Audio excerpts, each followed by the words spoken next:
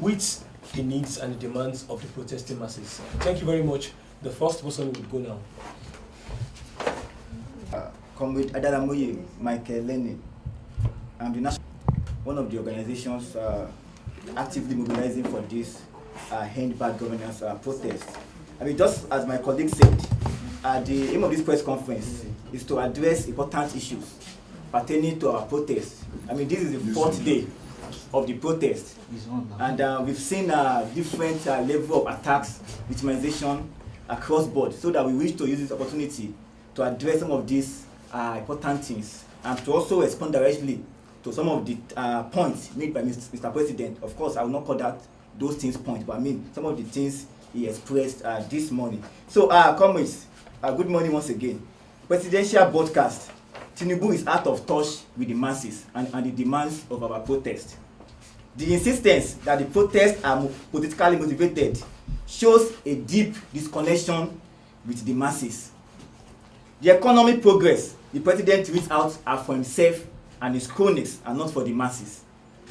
The reference to protesters as misguided and uninformed shows that the president is a condescending dictator.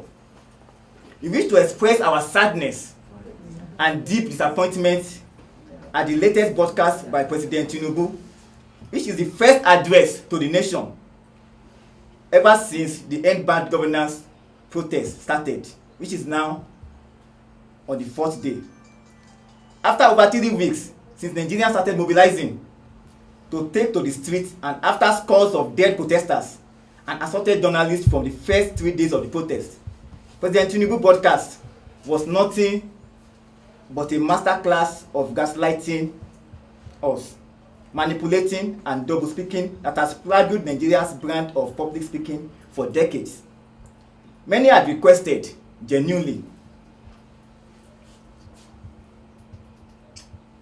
that the president should address the nation when the protest was being mobilized for, and some even felt that the president should also address even when the protest started, that perhaps he could make some points that could help douse whatever tension is on board.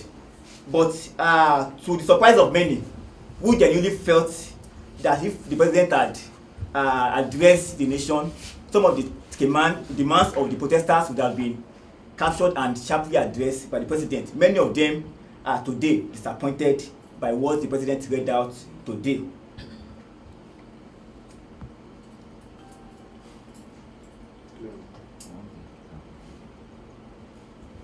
The president only justified state of violence on protesters because we all read out when the president tried to make it appear like what happened in the last 3 days. The level of death, injury, and attack on our fundamental rights is nothing but an unfortunate incident that could have been prevented.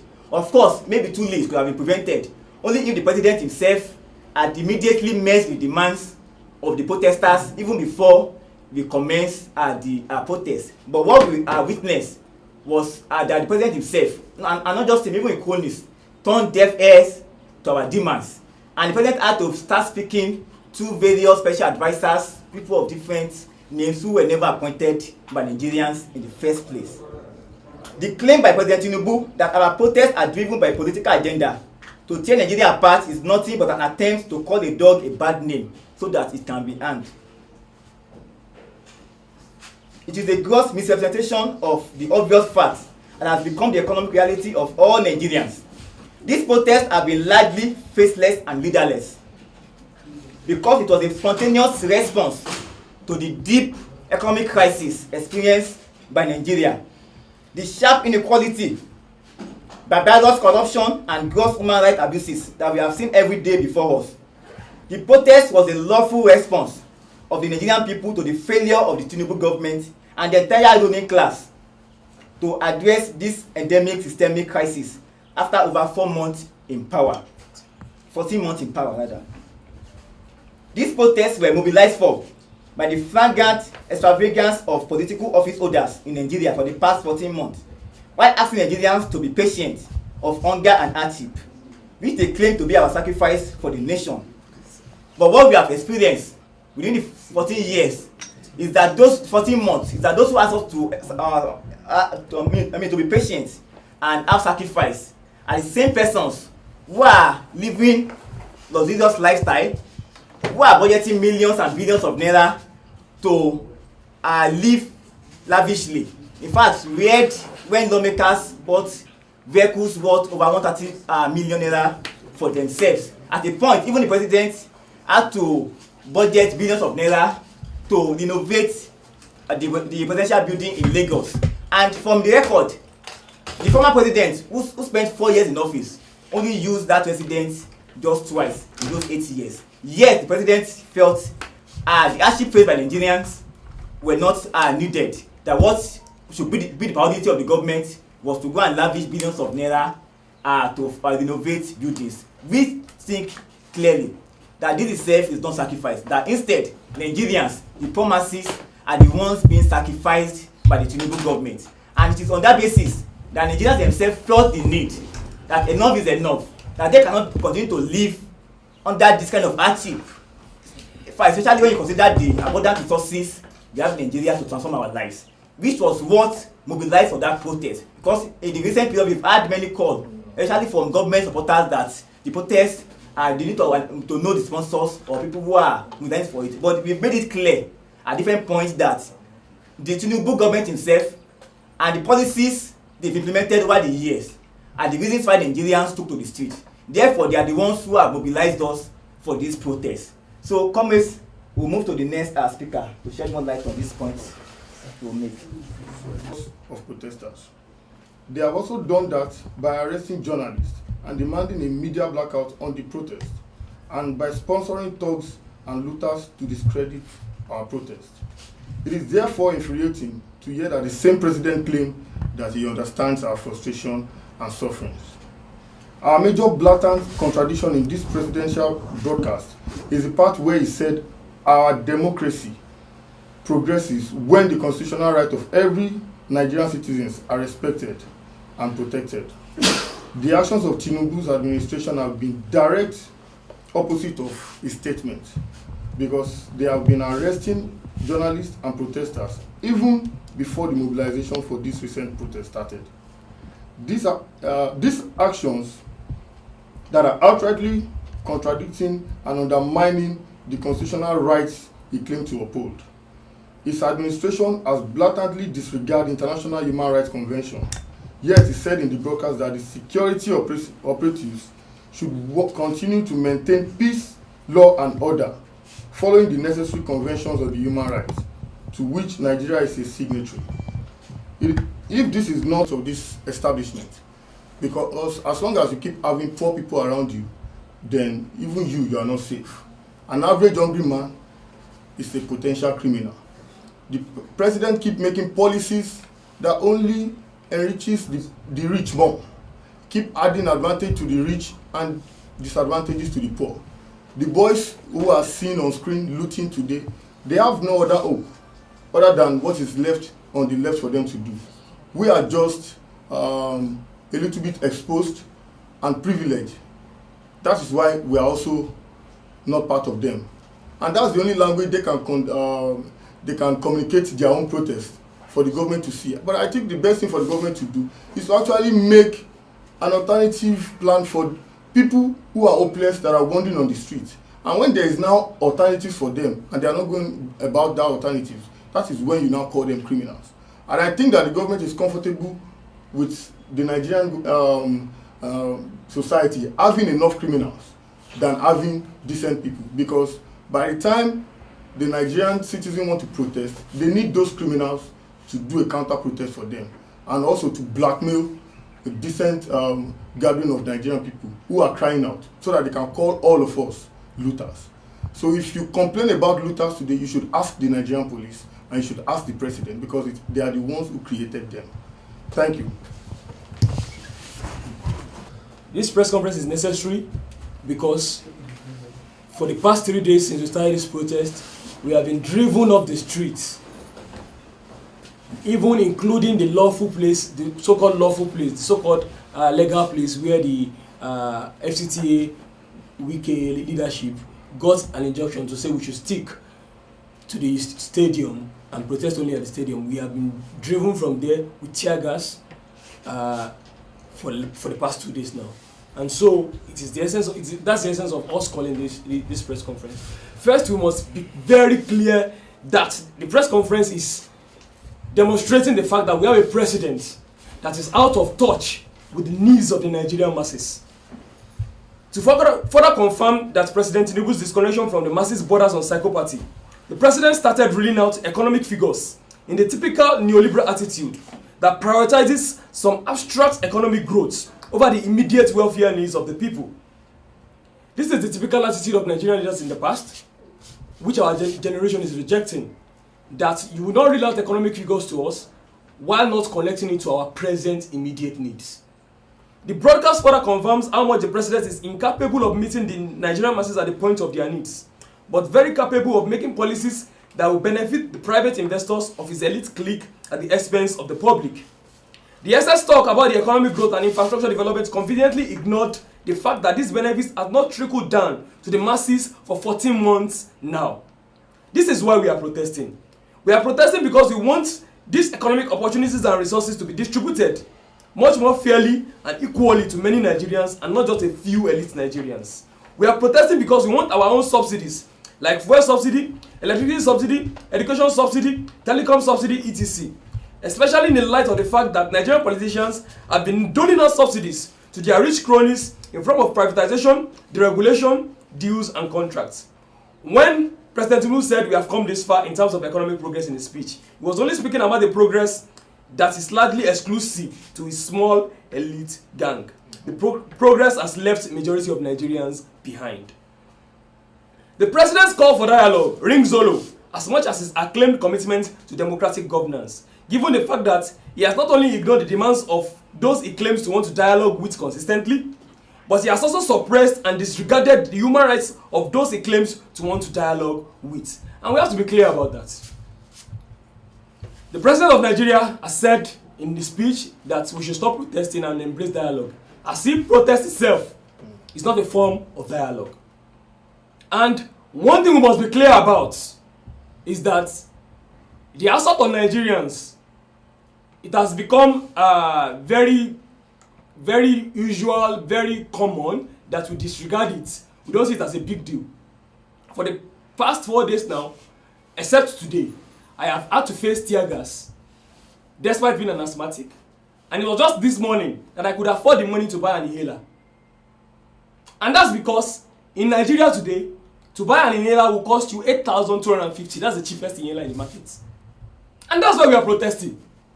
We are protesting because the first aid for a common sickness is 8,250 naira. In a country where the last minimum wage is 30,000 naira and they are here to start paying the 7,000 naira minimum wage.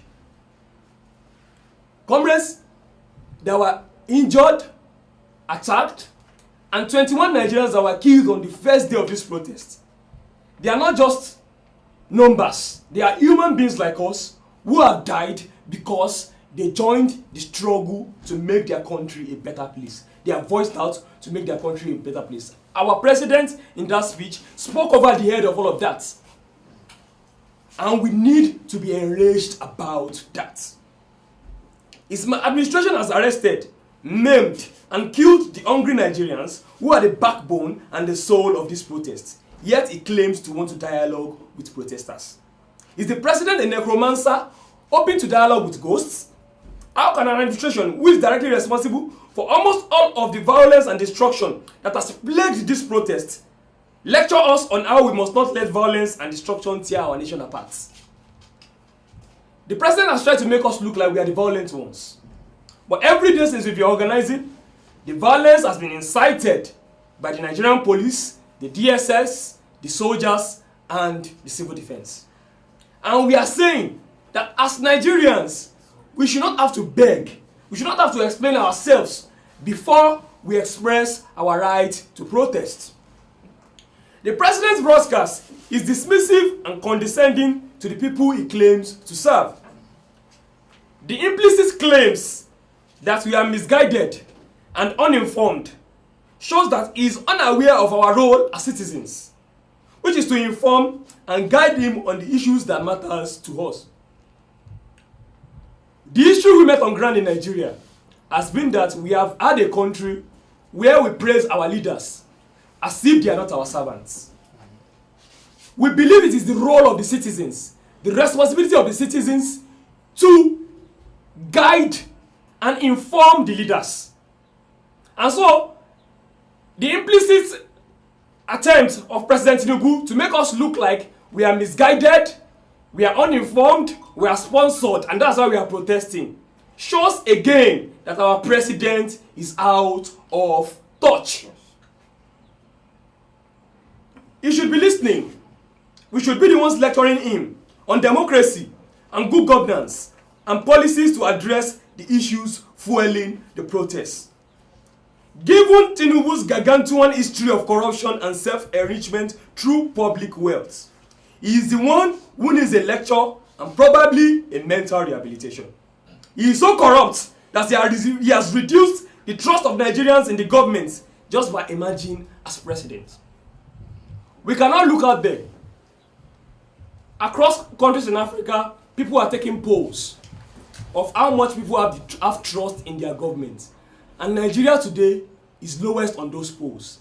Because just by emerging alone, through a very corrupt electoral process, Tinubu has reduced the confidence of the people, the trust of the people in their governance. And a country where people don't trust in the governance of the day is a country that will especially be unstable. Because if the government is not responsible to the people do not owe anything to the government, and they do not owe the government to respect any law and order. And that is writing letter to chaos. And that is why we are saying we are the peaceful ones in this protest. We are the ones trying to ensure that Nigeria does not descend into chaos because of the poverty, the instability, the alienation that we see every day on our streets. We must state clearly that this broadcast only makes it clearer that Tinubu is a dictator and not a democrat. The broadcast only exposes Tinubu for who he is, a megalomaniac and unprincipled dictator who wants to use force and coercion to consolidate his power. We therefore call on non-Nigerians to come out in large numbers to continue this protest on Monday until our demands are met. By now we would notice that the Tinubu government has gone to the press to tell the press to stop capturing this protest with the hope that they can kill us all in silence. Yesterday, before we started the protest, where we were tear-gassed at the National Stadium, the cronies of the Tinubu government had gone online to say that protest is not holding today, that the youth are afraid, they can no longer protest again. But when that protest gathered momentum, they tear-gassed us and dispersed us. So this is to show that this government is only trying to use force and propaganda to stop us from actually organizing ourselves as Nigerians to demand for a better country. It is not too much to ask. The two-pronged approach of violence and propaganda has failed. The violence and repressions are just attempts to silence and control us, and the propaganda cannot sway or fool us. The struggle for a new and better Nigeria continues. We must not be tired. The future of Nigerians depend on our determination at this moment. And we use this opportunity to call on the people of Nigeria, especially those living in the FCT, to make their best efforts to participate in the protests as from tomorrow. We appreciate the fact that many Nigerians have trooped out to say that our demands are legitimate. This is the reality on the streets. And we must also point out that asking Nigerians to not protest, when that same government asking us not to protest, presently I got here late because there are 4 queues on the streets right now. So a government that is asking us not to protest but is making fuel scarce and making it very expensive, and the government would come on here and not touch on those issues and tell us that the fuel subsidy removal is still working. We want to ask, who is it working for? Is it the corrupt politicians who have built refineries in Malta? Who is the fuel subsidy removal working for? Is it working for the Nigerian masses? This is what we want to ask the Nigerian government. And this is what we are saying, that please Nigerians do not be swayed by the fact that they have tried to keep you at home with the fuel scarcity, by the fact that they are trying to keep you at home. Please come out tomorrow and protest. One thing we want to make clear is this: the court order to stop us from protesting anywhere we want, especially at the seat of power, which is the National Assembly and the 3-arm zone. That court order is not constitutional because Nigerians reserve their right to move on public roads. Public roads are built with public money. Nigerians reserve their rights to freedom of movement, freedom of speech, freedom of expression, and freedom of dissent. We should not have to beg the government before we assert our freedom of assembly. And so we would like to tell this government that the only way we can dialogue is what we are doing right now. We are doing this now to tell the government that this is our dialogue. We are telling the government that our demands still stand. Reversal of fuel price to what it was before May 29, 2023. Reversal of electricity hike, tariff hike. Reversal of school fees increments across board. Reversal of all of the taxes that the tax master himself, TINUBU, has introduced. These are our demands, and we are not reneging on these demands. Even though TINUBU has tried to tell us that the protests are stopped, Nigerians are tired. Presently, today, Sunday, this morning, protests continued in Jos Plateau State, with protesters organizing their own Sunday service at the protest. Even in Lagos, the same thing happened today. On Friday, we had protesters who did their Juma service at the protest ground. And so, we are saying that Nigerians are fully in support. And this is not the time to be afraid. This is not the time for us to go to our rooms and start praying that God will save us. God needs us to save ourselves. This is not the time to start saying, Shebi, God saved us from Abacha now. God will save us from this one. To know, this is not a military regime. And we must assert the fact that we are in a civilian democracy and we must be treated constitutionally as citizens of Nigeria. On this basis, we want to charge Nigerians that we must continue to organize, resist, and build till we have a country that prioritizes the people of Nigeria over the profits and power of a few people. The struggle continues. A luta continua. Victoria and Sarah. Thank you very much. Your name and organization before you start. National Coordinator, Arewa Youth Ambassadors. And we start with salute our people who has been killed by police officers in Kano, Katsina, and the other places. We better die on the street by our country's bullet than die by hunger. We are not afraid of bullets. We are not afraid of tear gas. We are afraid of life without purpose. A life without hope, and that is what our leaders have given us. We demand change, we demand justice, and we demand it now. We will not silence, we will not intimidate it. We will not fight for our, we will fight for our future, even if it means give our lives. To our leader, we say you have failed us, you have betrayed us, but we will not be defeated. We will rise up, we will resist, and we will claim our country. To our fellow Nigerians, we say join us, stand with us. Together we can make a difference. Together we can create a better future. We better die on the street by our country's bullet than live a life of slavery and oppression. Thank you very much. Yes, I think we need to make the point clear. My committee had made our demands clear. But in addition to those demands, because I will not let the death, those who have died, to just be another death. Because we witnessed what happened to NIGERIANS. All of the persons who were killed then, till today, we've not been able to get justice for them.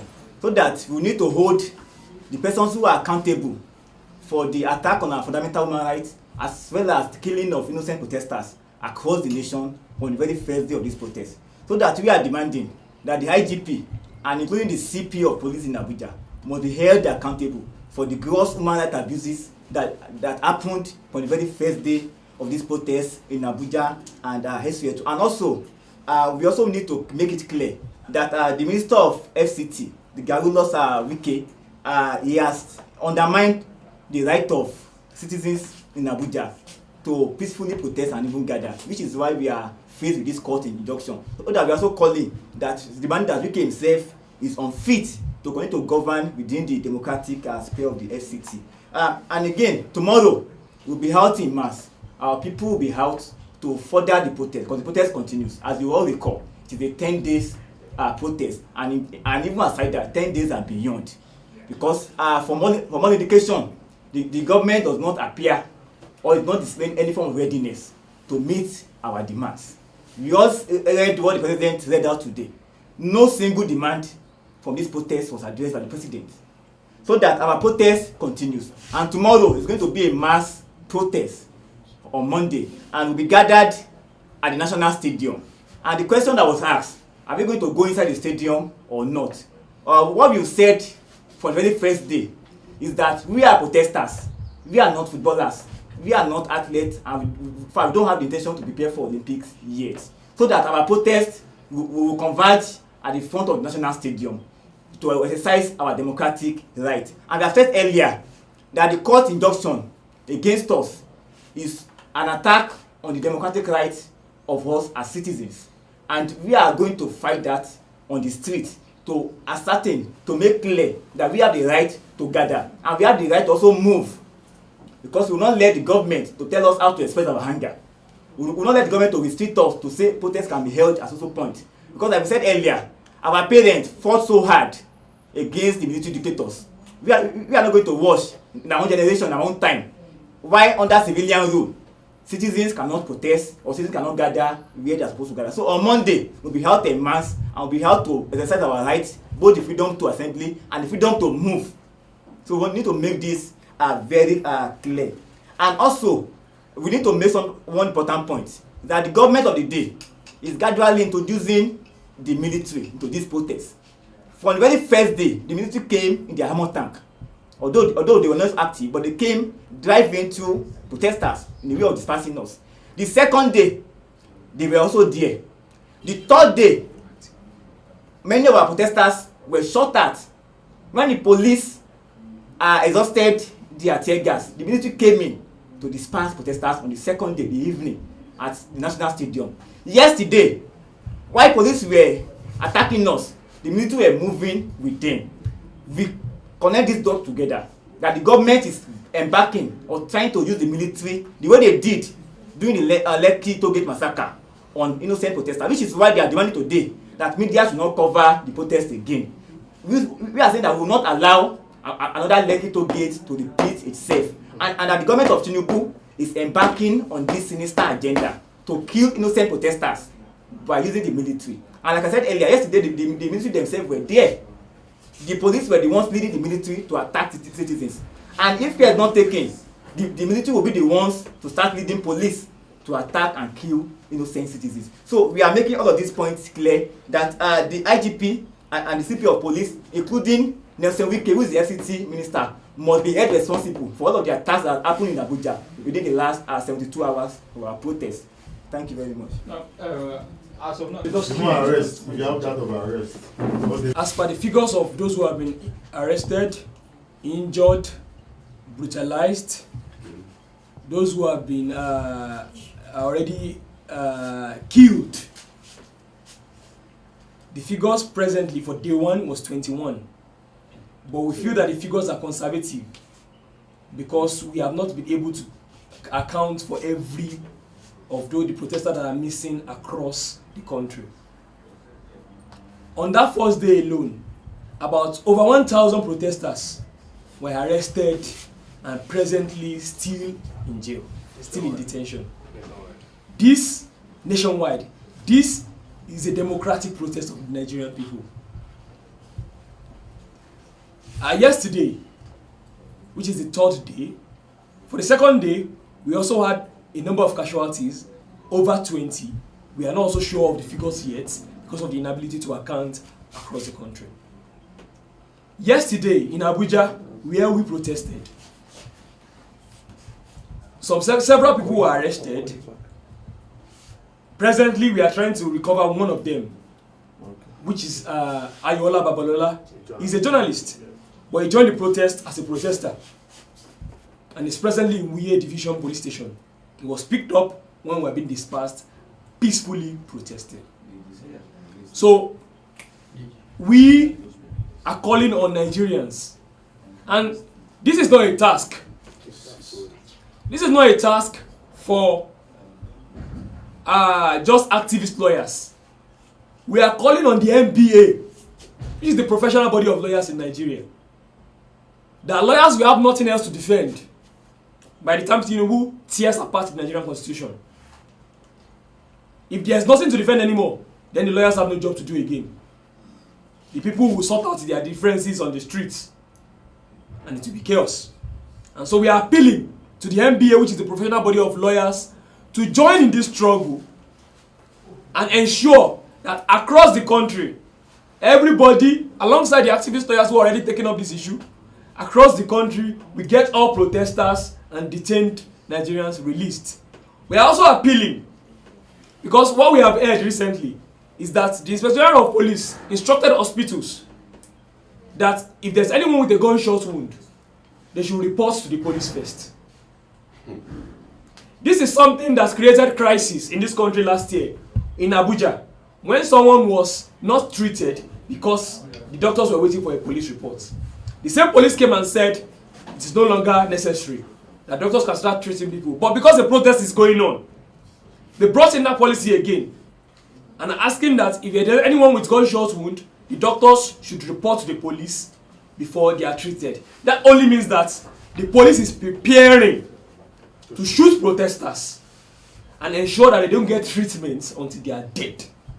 This is the climate we are in Nigeria. And everybody must be aware we are now in a civilian dictatorship. We must be very, very aware of that. And we must be ready as Nigerians to defend our rights to have a democratic country. Thank you. Thank you very much. Thank you very much. Forever. Solidarity forever. Solidarity forever. We shall always fight for our rights. There is victory for us. There is victory for